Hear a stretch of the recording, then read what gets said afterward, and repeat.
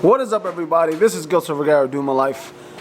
Question is for today: are condos a bad investment in the Philippines?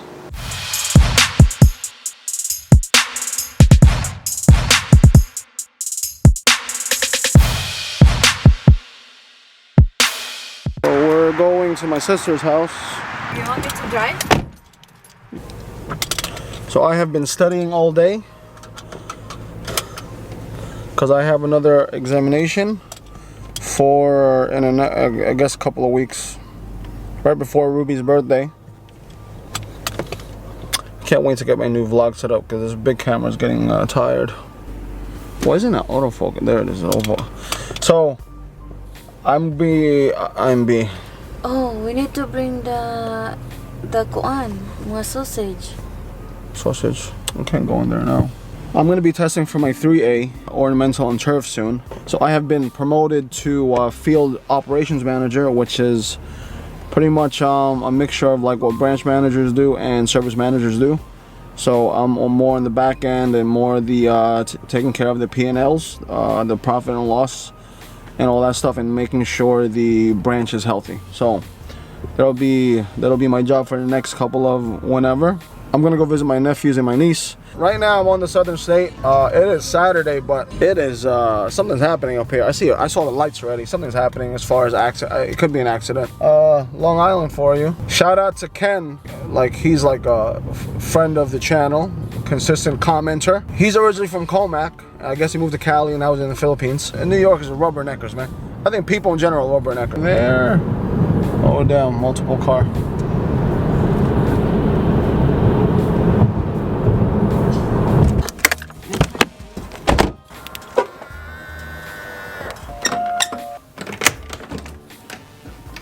Eventually.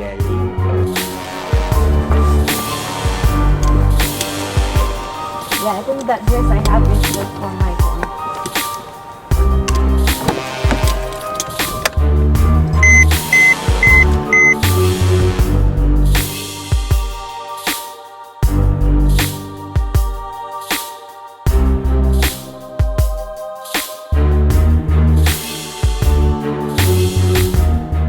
If you don't mind, please consider subscribing to the channel, giving it a thumbs up, comment down below because it helps the algorithm for YouTube and helps the channel.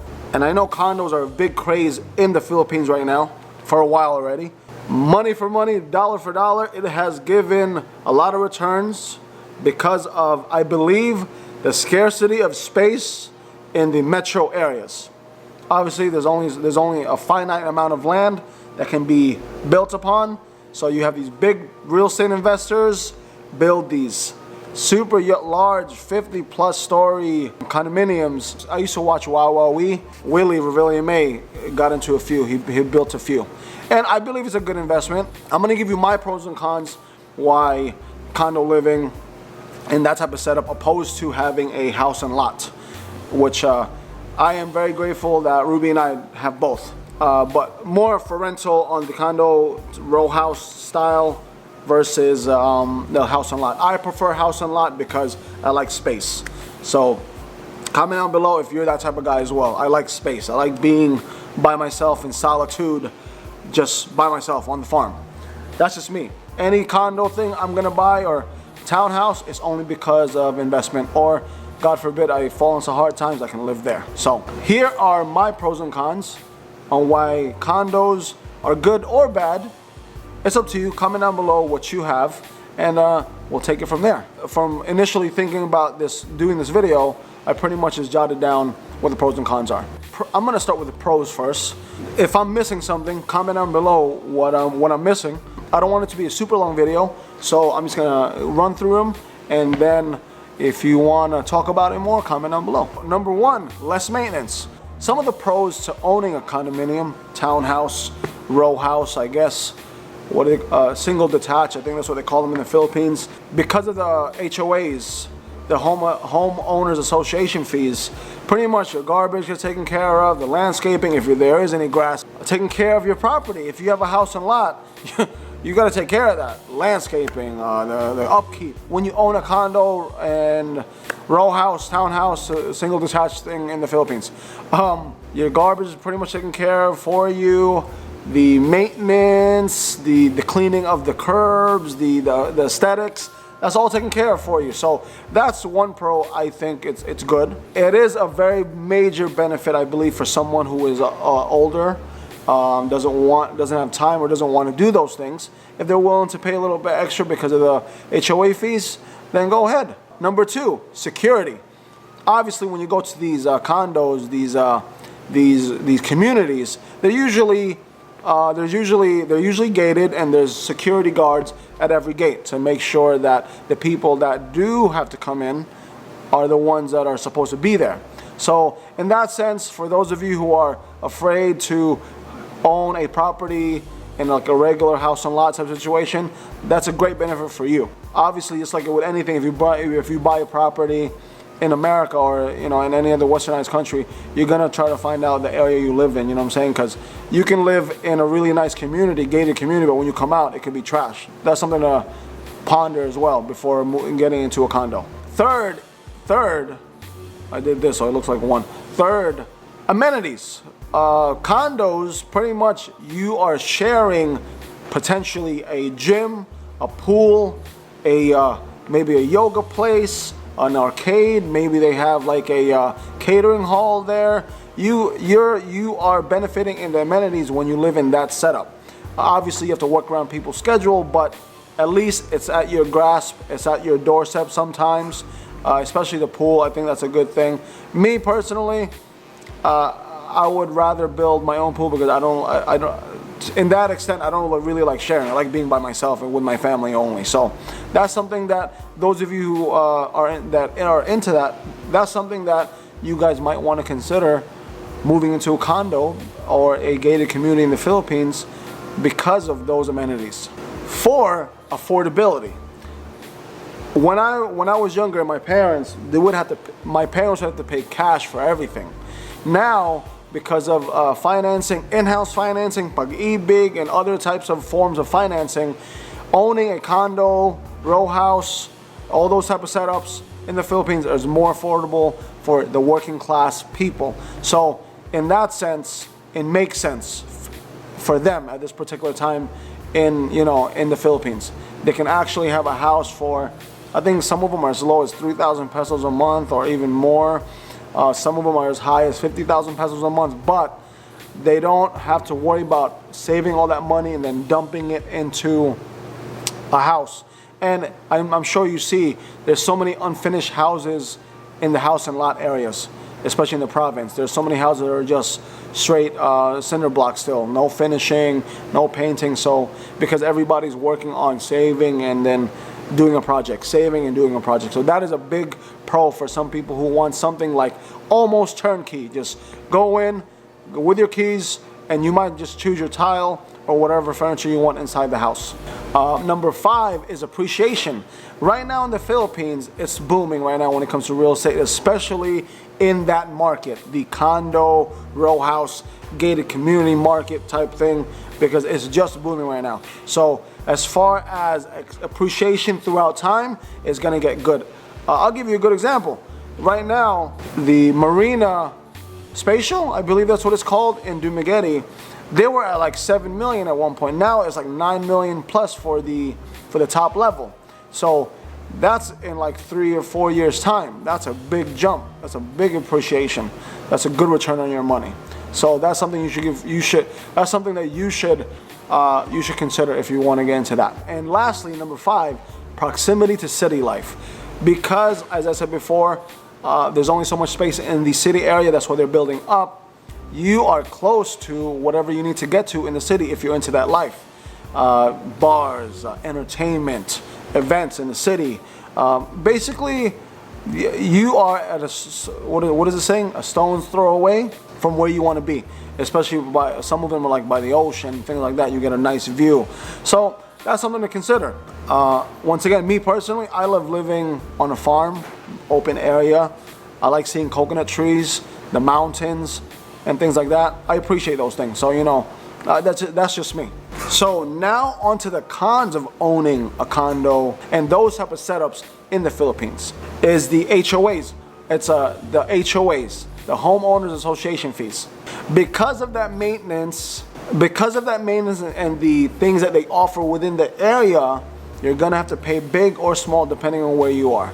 So in the Philippines, for a retired expat, the HOAs might not be crazy, but for someone who is just like barely making it, just to go in, just to pay this and pay that, for the lifetime of that homeowner, they're gonna have to pay HOAs for the rest of their time that they stay in there, outside of you renting it, and then you cover it within your expenses. But that's one thing you have to realize, that you are going to be paying that for the life, I believe. I know we will, for ours, for the lifetime of us staying there. So it's kind of like, it's nothing crazy, but you have to understand, as demands go higher, prices go higher in the Philippines, those HOAs might be rising to counter the expenses that the company will be facing. Two, because of those HOAs, some of them might be improperly managed, because they go into a fund, and depending on the manager, who the treasurer is or whatever, they might get mismanaged. I've never heard of a case in the Philippines. I'm sure it has, but you have a potential of somebody controlling certain things, and I don't like that. I don't like the fact that I'm renting from someone for the rest of my life, pretty much, right? Because if I don't pay the HOA fees, I'm afraid something might happen to the property. You know, that's my thing. Mismanagement is something you have to look out for, and obviously the big companies, Robinsons, SM, I think Double Dragon or Twin Dragon or one of those things. Go for the big ones, I guess, the more trusted ones, like with anything. But at the end of the day, it's your risk, it's your money. Number three is a lack of privacy. Understand, in a condo, row house, single detached, you are pretty much living, especially in a condo, there's people above you, beneath you, and both sides of you. So there is a lack of privacy outside of you being in your own situation. But if you're in a balcony, the other person's in the balcony, I'm not feeling it. That's why I don't really like condos and those type of setups. So even small gated communities. I lived in New York, Long Island for the longest time, and for the longest time I was used to going out my window and I see my neighbor. Like literally, it's like 10 feet away. That's too close for me. Now that because I lived in the Philippines for some time, where my neighbor was maybe over 100 feet away from me, I felt great. I felt freedom. I was by myself. That's something that you have to consider when moving into a condo or that type of setup in the Philippines, the lack of privacy. Number four is if you fall in delinquency. Same thing with concerning the HOAs or any other, if you don't pay your mortgage, you pretty much lost your money. But that's with everything else anyway. And the biggest hurdle for that, or problem for that, is when others fall in delinquency. I don't know how it really is in the Philippines, but here in America, if you fall in delinquency, everybody has to pretty much pay the difference, because HOAs are like, I guess, 1,000 pesos. If somebody's not playing their role in that situation, because the workers are not gonna minimize or cut down their wage because somebody's messing up. So that's something you have to consider when moving into a condo, when other people fall into delinquency and are bad owners and things like that. And number five is the rules. Living in a community like that, there's gonna have to be rules. So if you are a hothead, lawbreaker, somebody who wants to go against the grain, this might not be for you. You want to play loud music in your community, you're gonna have issues. I already know in Terra Alta in Valencia, you can't go up there with loud mufflers. So me loving cars, motorcycles, and the sounds that they make, really nice cars and motorcycles, I might not be a good fit in Terra Alta because of the noise pollution rule that they have. Or you can't use the pool at a particular time. Maybe those are certain rules. So just check on the rules and regulations of the condo or community you're going into, because it might not be a good fit. Just keep that in mind. So those are my pros and cons to owning a condo or maybe owning a house and lot from my perspective in the Philippines. Me personally, I prefer a house and lot with a decent sized property because I just like the fact that I have the freedom to control whatever I want to build or whoever I want to have in the building or in the house. But take that with a grain of salt because I like properties that are big and kind of away from neighbors. So if I want to make some noise, I'll make some noise. Nobody really bothers me. Obviously, even if you buy a house and lot and you're near other people and it's close proximity, you're still going to deal with the lack of privacy, if you have unruly neighbors and things like that, you're still going to deal with that. So in my particular lifestyle, I like big open spaces where my dogs can run, my family can come, we have fun, party all night if we need to, and nobody bothers us. So that's why I stay in the provinces opposed to living in the city like where my parents' houses are. So those are my pros and cons. Comment down below with your pros and cons if you have any, and experiences if you had, good or bad, and please consider subscribing to the channel and giving me a thumbs up. Hopefully this video, I'm gonna shoot, give me 20 please. Can we get 20 so help out with the algorithm here and get the channel bigger, and hopefully I can do better things with your help. So thank you, and once again, this is Gilsar Vergara. Take care, bye. And commenting, and commenting,